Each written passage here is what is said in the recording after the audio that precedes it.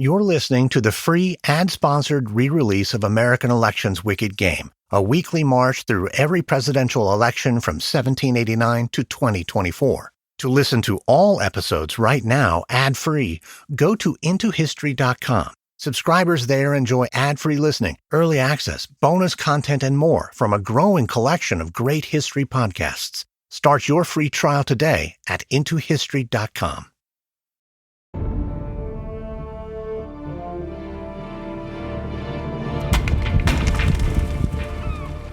It's July 30th, 1802. The echo of two shots crack off the banks of Weehawken, New Jersey. Two men stand 10 paces apart. Newly elected New York Senator DeWitt Clinton, nephew of former New York Governor George Clinton, and John Swartout, a longtime political ally of Senator Aaron Burr. Each man holds a smoking pistol in their hands, but neither are wounded. Clinton and Swartout have exchanged 3 rounds of fire, and so far, no one's been hit.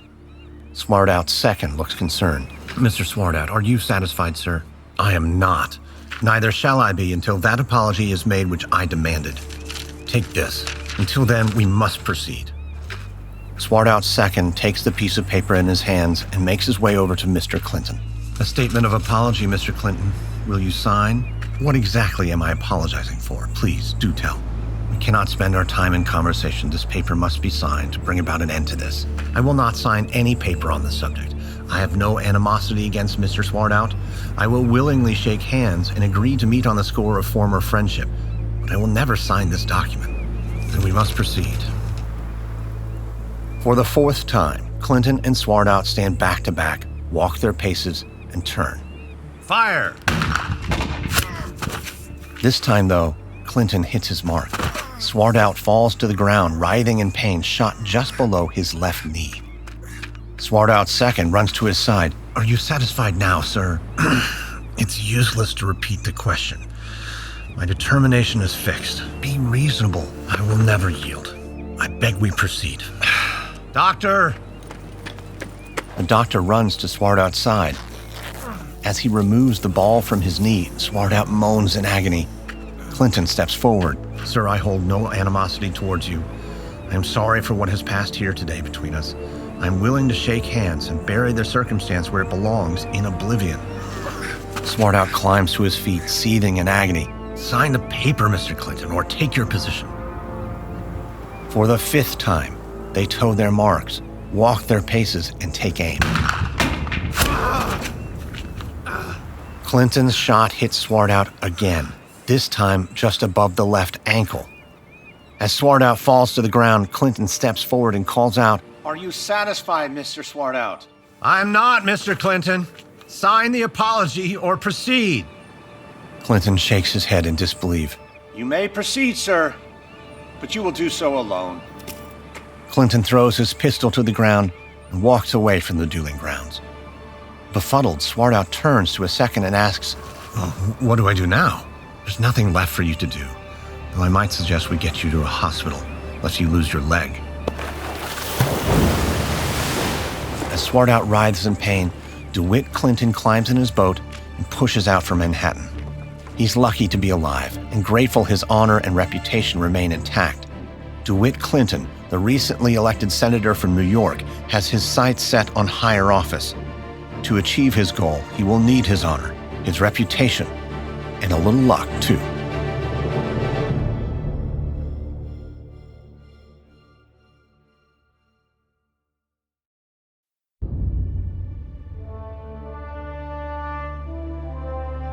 From Airship, I'm Lindsey Graham, and this is American Elections Wicked Game.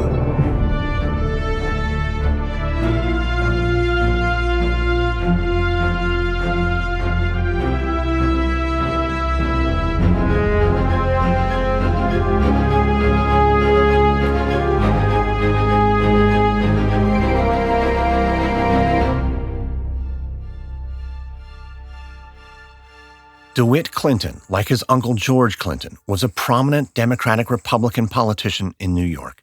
In 1802, DeWitt was elected to the United States Senate. He went on to serve as the mayor of New York City and governor of New York State. Also like his uncle, DeWitt Clinton wanted to be president.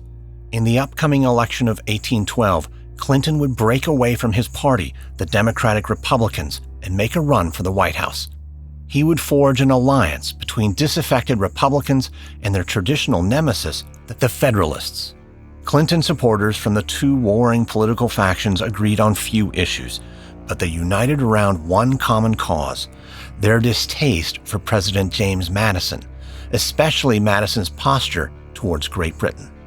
In the decades-long conflict between France and Great Britain, the U.S. managed to remain neutral. During Madison's first term, that neutrality was put to the test. Madison had no choice but to defend his country against British oppression and to defend his presidency against a threat from within the ranks of his own party. This is Episode 7, 1812, the Wartime Election.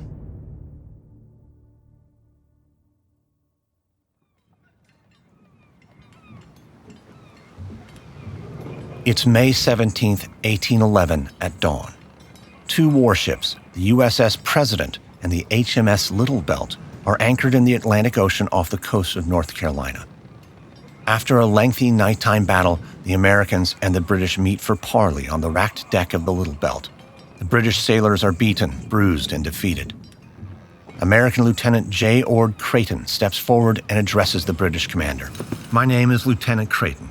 Commodore Rogers of the USS President wishes to know your name and rank, as well as the name of this ship." The dejected British captain musters a reply. "I'm Commander Arthur Bingham of the HMS Little Belt. Commander Bingham, Commodore Rogers sends his regards. He wishes you to know how much he regrets the unfortunate events of last night."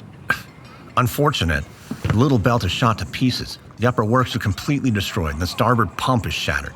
As I said, Commodore Rogers sends his apologies. My masts, sails, and rigging are beyond repair, sir, not to mention upwards of 30 of my men are wounded or dead. This apology means nothing. It was an unfortunate and tragic misunderstanding, sir. But rest assured, France is your enemy. America is not." "Then why are there so many holes in my ship, Lieutenant?" "The Commodore wishes to offer his assistance to you and your crew." "How very generous. The Commodore also wishes to escort you to the nearest American port.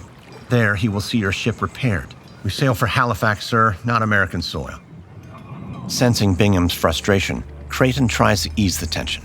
"Commander, had Commodore Rogers realized the Little Belt was merely a sloop and not a ship of the line, he would have responded differently, I assure you. As you know, it was the darkest of nights. We were only trying to identify your vessel. You were chasing us, sir, and you were fleeing. You approached the President and then changed course. As you must know, our orders are to protect the American coast. The Commodore had an obligation to investigate." "Did he have an obligation to fire on us?" "The first shot was yours, sir." "It most certainly was not. The Little Belt fired first. Commodore Rogers answered in kind." Bingham grits his teeth, forces down his anger, and maintains his composure. "Give Commodore Rogers my thanks, though I must politely decline his offer.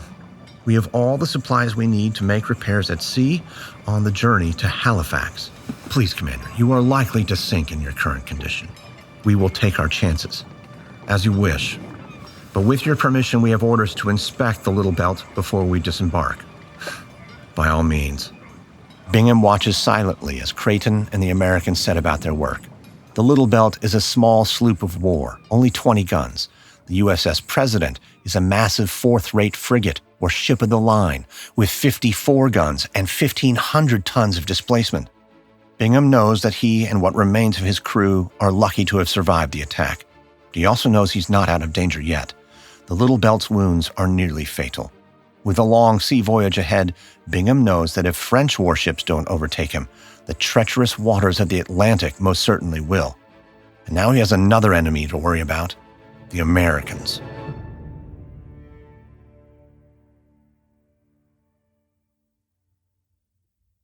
For many Americans, the Little Belt Affair, as it would come to be known, was payback for an atrocity that had occurred 4 years prior, the Chesapeake Leopard Affair. On June 22, 1807, a British ship, the Leopard, had stopped an American ship, the USS Chesapeake. When the American captain had refused to let the British commander search his ship for deserters, the British had opened fire, forcibly boarded the Chesapeake, seized American sailors, and impressed them into service. When Commodore Rogers returned to the port of New York after nearly annihilating the HMS Little Belt, he received a hero's welcome. In the minds of many Americans, the British were finally getting a taste of their own medicine. These naval skirmishes were part of an ongoing conflict between the British and the French. In 1806, France had issued the Berlin Decree, which banned all trade with neutral parties like the U.S., as well as with their primary enemy, Great Britain. Soon, French ships had begun seizing American merchant vessels. The next year, Britain had responded by doing the same. When the British needed more sailors to fight the French, the Royal Navy had resorted to impressing American sailors into British service. With the support of his Secretary of State, James Madison, President Jefferson had responded by signing into law the Embargo Act of 1807, a law banning American ships from trading in all foreign ports. Jefferson and Madison had hoped the embargo would hit the French and British where it hurt the most, their treasuries, but the embargo had failed to bring France and Britain to the negotiating table, and instead sent the U.S. economy into a tailspin. The embargo had been so unpopular and ineffective that it had been revoked in the final days of Jefferson's presidency.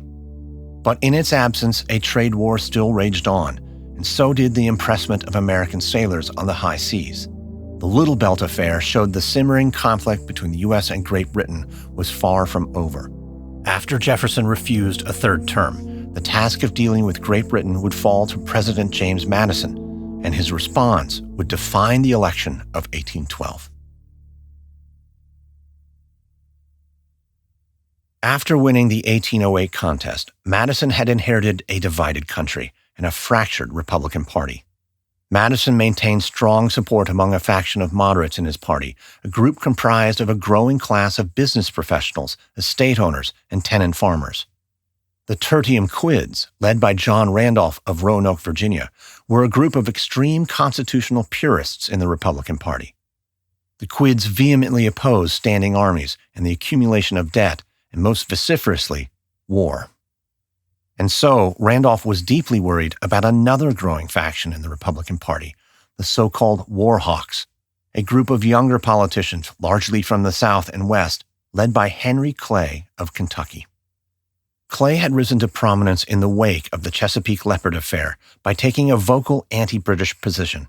Clay had called Great Britain's actions against the U.S. atrocious, proclaiming, "I am for resistance by the sword." Clay and the War Hawks had won many seats in Congress in the midterm election of 1810, and in March of 1811, Clay had been elected Speaker of the House on his first day as congressman. In response, John Randolph had remarked, "Mark my words, we shall have war before the end of the session." To Clay and the rest of the War Hawks, Madison had been a weak president who had taken a weak posture towards the British. Madison, like Jefferson before him, had advocated for neutrality in the ongoing conflict between Great Britain and France. On the subject of war, Madison had once written, "Of all the enemies to public liberty, war is perhaps the most to be dreaded. War is the parent of armies. From these proceed debt and taxes, the known instruments for bringing the many under the domination of the few." In his inaugural speech, Madison had declared that the U.S. must maintain sincere neutrality towards belligerent nations. But by the time of the Little Belt Affair, Madison was beginning to reconsider. That's in large part because Madison's diplomatic and economic policies had failed. The Embargo Act of 1807, which banned all foreign trade, had been such an economic disaster that the act had been repealed days before Madison took the White House. Congress then replaced the Embargo Act with the Non-Intercourse Act, which limited the trade ban only to British and French ports. But like the Embargo Act before it, the Non-Importation Act had further damaged the U.S. economy and only served to increase tensions with Great Britain and France. Not long after the Little Belt Affair, Secretary of State James Monroe tried to convince Madison to take a stand. "We have been so long dealing in small ways of embargoes, non-intercourse, and non-importation with menaces of war. The British government has not believed us. We must actually get to war before the intention to make it will be credited either here or abroad." In early November 1811, Madison addressed Congress on the subject of Great Britain. With this evidence of hostile inflexibility and trampling on rights which no independent nation can relinquish, Congress will feel the duty of putting the United States into an armor and an attitude demanded by the crisis and corresponding with the national spirit and expectations. Madison asked Congress for 10,000 additional troops for the regular army. In his address to Congress, Madison also suggested that a conflict with Great Britain would require the U.S. to move against Britain's Native American allies. Madison stated that he intended to confront the Wabash Indians. According to Madison, the Wabash had fallen under the influence and direction of a fanatic of the Shawnese tribe. Madison was referring to the Shawnee leader Tecumseh and his brother Tenskwatawa, known as the Prophet. Since as far back as 1805, Tecumseh had called on Native Americans to reject the European way of life. Tecumseh and his brother rose to power and prominence by advocating for nativist practices and amassing a confederation of like-minded Native Americans. Suspecting the U.S. would never stop its expansion, Tecumseh sought an alliance with Great Britain. As Madison delivered his message to Congress, American military forces, led by future President William Henry Harrison, were marching on Prophetstown, the Indian capital on the Tippecanoe River, near what is today Lafayette, Indiana. The ensuing bloody conflict would push the U.S. closer to war with Britain, further estrange Madison from his own party, and leave open the door for disenfranchised Republicans to cut ties and look for an alternate candidate in the election of 1812.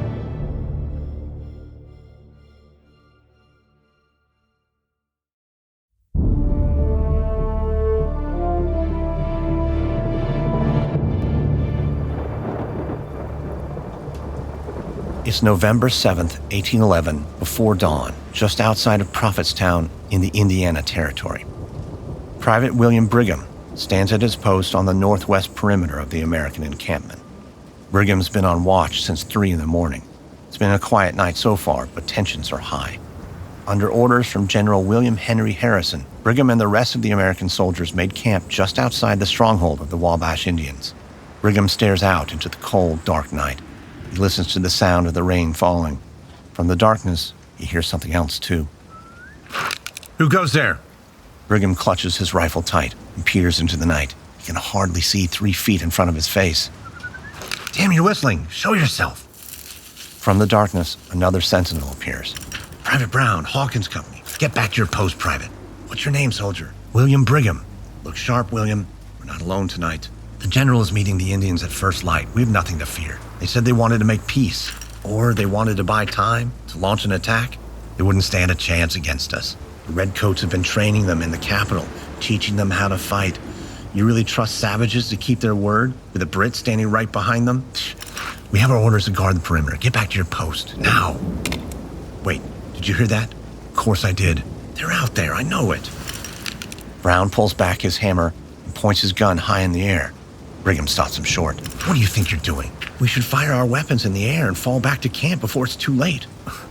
What we should do is follow orders. There are Indians in the bushes. I can hear them out there. God. For all you know, it's a deer. Shh. Did you hear that? Brigham looks down to find a fresh arrow sticking out of the ground. Brown's eyes swell with fear. Without a word, he and Brigham turn and make for camp. As they run in terror, they hear a single shot in the distance. Then the war cries of the Wabash Indians echoing from all sides.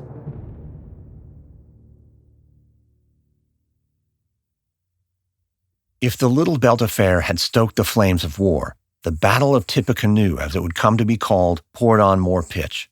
In the minds of the Warhawks in Congress, the Battle of Tippecanoe was an act of aggression, not only by the Indians, but by Great Britain. Felix Gundy, a Warhawk from Tennessee, roared on the floor of the House, "War is not to commence by sea or land, it has already begun, and some of the richest blood of our country has already been shed."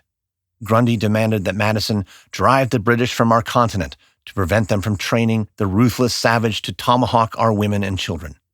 For Grundy and the Warhawks, the best way to retaliate against the British was to sack Canada and bring the territory into the United States. Unlike the Warhawks, the Tertium Quids were deeply skeptical of British involvement. The Quids' leader, John Randolph of Roanoke, demanded proof that the British incited the attack. Randolph accused Henry Clay and the Warhawks of ginning up a crisis to justify war. But in the end, the Warhawks would win the argument. A few days before the Battle of Tippecanoe, President Madison had asked Congress to shore up American defenses.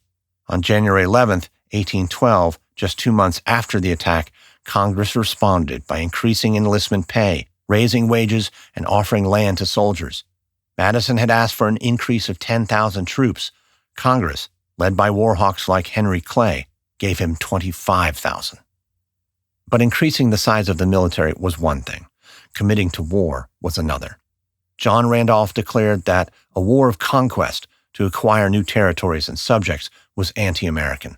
He chided his fellow party members, saying they could call themselves Republicans and they could support a war, but that they could not do both. Randolph also challenged his fellow Republicans to repeal the Non-Importation Act. On the floor of the House, Randolph asked, "Will you plunge yourselves in war because you have passed a foolish and ruinous law and are ashamed to repeal it?" Randolph reminded the Republicans in the House that the tertium quids had remained consistent in their views from the beginning. They had opposed a standing army under Washington. They had always supported neutrality in the ongoing British-French conflict. They had opposed Adams' quasi-war with France, and now they would oppose war with Great Britain.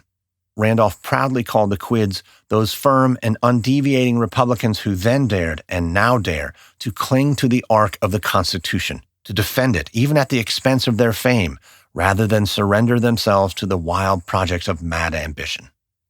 But Madison doubled down. On April 1st, 1812, Madison wrote Congress asking for another embargo on all vessels now in port or hereafter arriving. Congress responded by approving Madison's embargo for a period of 90 days. Madison publicly denied that the embargo was a war measure, but privately, Madison's thinking was in line with Clay and the Warhawks. Madison wrote that the British prefer war with us. We have nothing left, therefore, but to make ready for it. War, though, was not the only issue Madison was facing in the spring of 1812.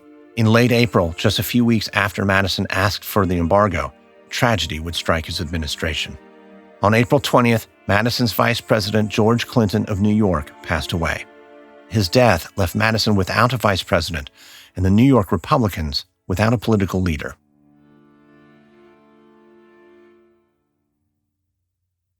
On May 18, 1812, the Republican caucus met and nominated Madison for a second term. John Langdon, the Republican governor of New Hampshire, was nominated for vice president. But when Langdon refused to serve, Madison was left with a difficult decision about who his replacement would be. When the caucus voted, Langdon received 64 votes. The man receiving the second highest number of votes was Elbridge Gerry, the former governor of Massachusetts.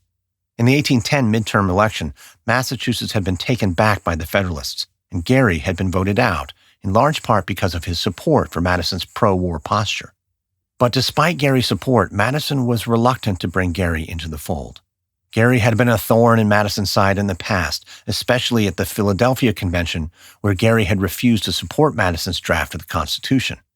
Gerry was controversial for another reason. In September of 1787, not only did he not support Madison's draft, he had rebuked the entire Constitutional Convention and became one of only 3 men present who refused to sign the Constitution. But Madison received a word of warning from former President John Adams. Adams cautioned Madison that he must do right by Gerry, who had suffered as a result of his support for Madison. Adams warned, if he is not in some way or other supported, but suffered to sink, his principles and measures will be the dangerous, if not fatal, discouragement in all this section of the Union. John Adams was warning that if Gerry's support for the war ended his career, it might discourage others in Congress from backing Madison. Madison heeded Adams' advice. Gerry was selected as his vice presidential running mate. By the summer of 1812, Madison was convinced that war was the only alternative. But to rally his party and Congress behind him, he would have to win over the tertium quids and the Federalists, too. The quids opposed the war on constitutional grounds, the Federalists largely for economic reasons. Great Britain was New England's #1 trading partner. Madison had been a fierce advocate of economic sanctions against Great Britain, and so was concerned he would be seen to favor war only because the economic sanctions he supported had been disastrous. Madison was also aware that if his efforts to rally the country behind war failed, it might cost him the election. So on June 1st, 1812, Madison went before Congress to make his case. He began by leaning into a hot topic, the impressment of Americans into the Royal Navy. Madison explained how countless American citizens have been torn from their country and forced to risk their lives in the battles of their oppressors, and to be the melancholy instruments of taking away those of their own brethren. In reference to the Chesapeake Leopard affair, Madison reminded Congress that Great Britain had wantonly spilled American blood within the sanctuary of our territorial jurisdiction. Madison also drilled down on the economic stakes at hand. The great staples of our country have been cut off from their legitimate markets. In his closing remarks, he summed up his point of view by stating, "On the side of Great Britain, a state of war against the United States, and on the side of the United States, a state of peace towards Great Britain." In Madison's mind, the question was simple. Would the U.S. continue to take a passive stance in the face of progressive usurpations and accumulating wrongs, or would America stand force to force in her defense of her national rights? For 4 days, the House debated the issue. Randolph and the Tertium Quids, along with the Federalists, remained in staunch opposition. The North was largely against the war, the South and West largely for it. On June 4th, the House voted 79 to 49 in favor of war. Randolph and the Quids abstained. The Senate passed the war resolution on June 17, 1812. Madison signed it the next day. As Secretary of State, and through the majority of his first term as president, Madison had tried his best to avoid war with Great Britain through diplomatic and economic means. But now he was prepared to stake his presidency and potentially the outcome of the election of 1812 on a war with Great Britain. Madison's decision to embrace war would leave the door open for another Republican politician, DeWitt Clinton. Clinton would rise to prominence by defining himself in part as the anti-war candidate. By building a coalition of Republicans and Federalists, Clinton would give Madison a run for his money and make the election of 1812 the closest popular vote yet in American history.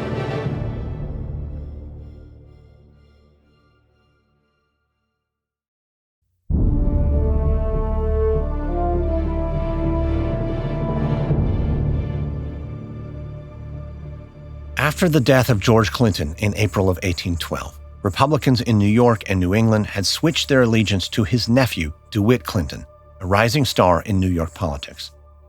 Initially, Clinton seemed like an unlikely candidate. For one thing, he had no military experience, aside from serving as a militia officer in the 1790s. His service in government was largely local and regional. He had served for a short time in the U.S. Senate, and at the time of his uncle's death, he had been serving as both mayor of New York City and lieutenant governor of New York State. He had little foreign policy experience.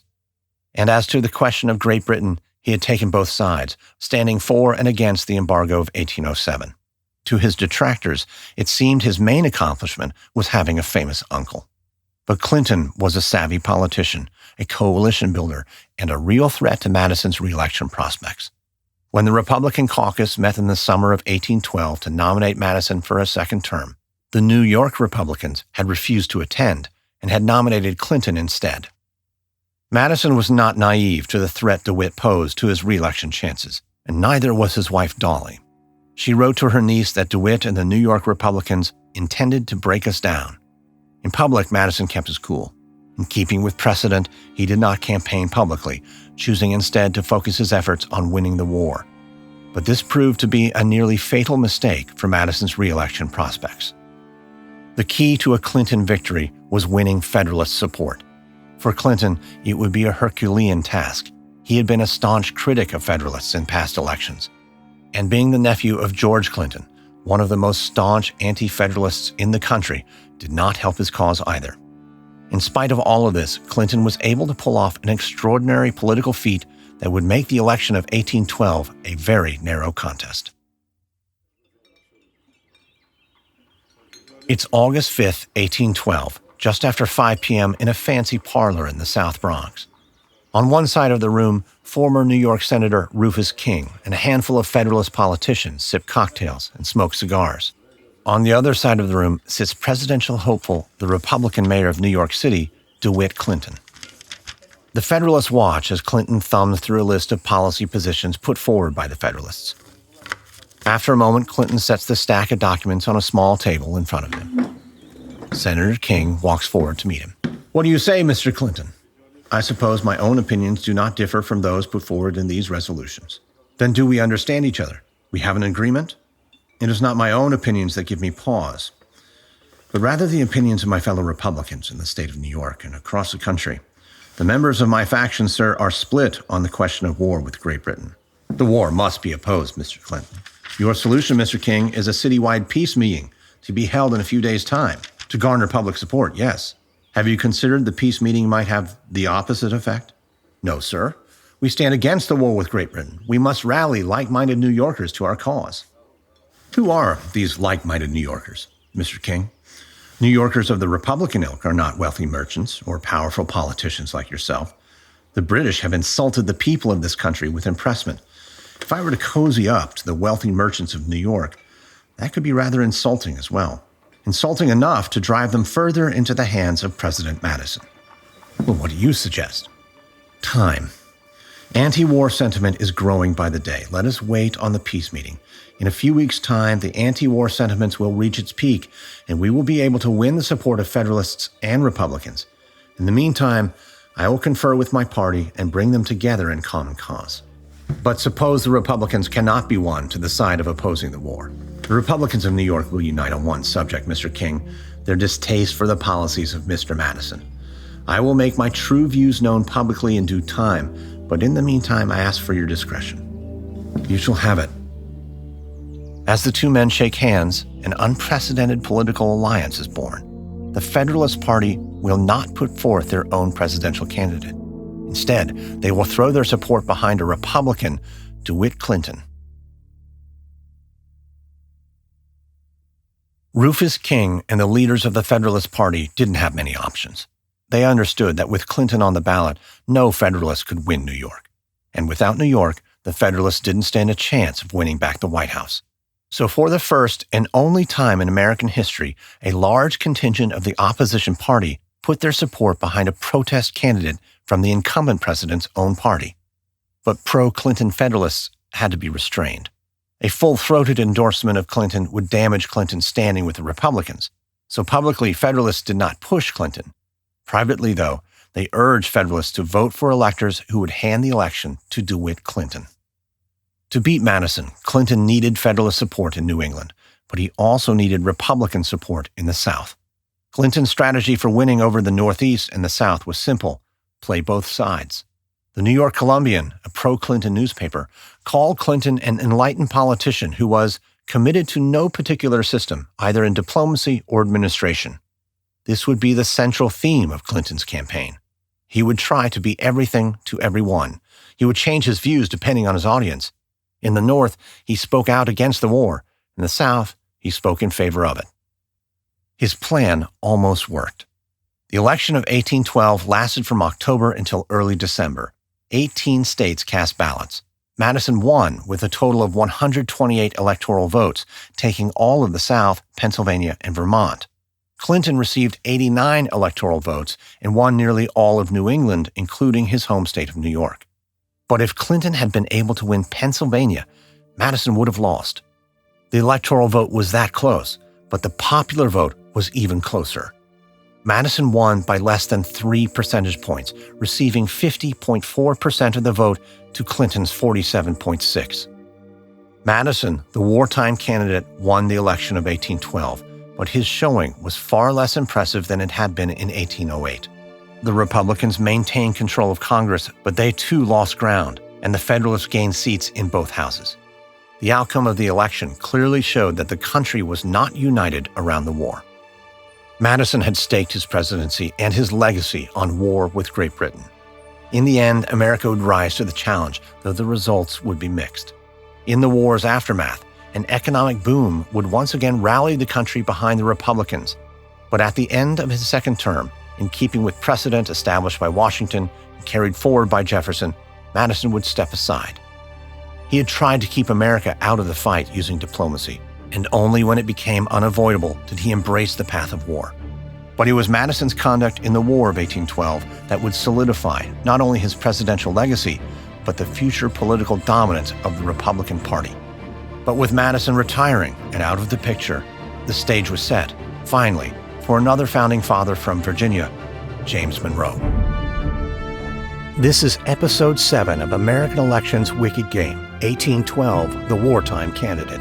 On the next episode, the election of 1816, In the wake of the War of 1812, Secretary of State James Monroe takes his place at the head of the Republican Party and cements his legacy as the last founding father to serve as President of the United States.